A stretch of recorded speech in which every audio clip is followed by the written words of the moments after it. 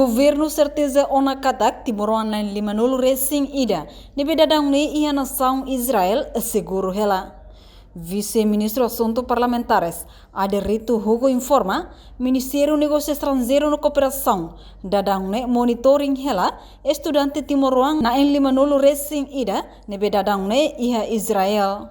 Estudante na en 50 racing ida ne halo hela estágio konaba agricultura niang ia nação Israel. No estudante sirene dadang ne ia situação nebe seguro la ia ameaça no ne é sedau necessário atu halo evacuação.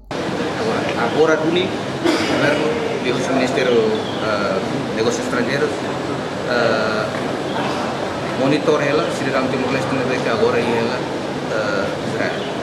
E modo até ita ia cooperação de desenvolvimento em barak nikoto através do Ministério da Agricultura para o Timor Leste tomar sira bahalo exam staging ia o Ministério da Agricultura ia Israel itu akan Israel país de avançado dengan teknologi agricultura ini tanto tradicionalmente Timor Leste Ministério da Agricultura Timor Leste belum tidak baik agora dunia sudah 51 pessoas o Ministério da Agricultura lebih baik lah intensivamente a prática agricultura yang teknologi agricultura avançada ia Israel e sira rasik ia condição de seguro ela lá ia ameaça e sira rasik através de itene parceiro governo parceiro para todo sira ba ia através do Ministério da Agricultura né garante mais governo que sira nagira sira dalam 51 pessoas né seguro ela companhia rasik kalau correspondência mais governo que sira nagira ia situação seguro ela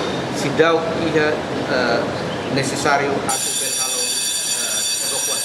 Nia informa, nação vizinho Sira, barak fona intenção, carik Timor-Leste atual evacuação baninha cidadão, bela aproveita ajuda transfer Timor-Wang, ba país nebe fornece apoio.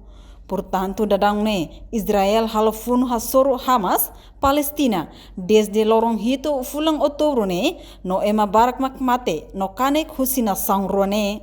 Reportagem Melda Fátima, Televisão Timor-Post. Janela informação ba Ema Hotu. Atu atena informação atual diagliu kita halua. Hane botão subscribe, like, halo comentário no file botão ba media social Hotu.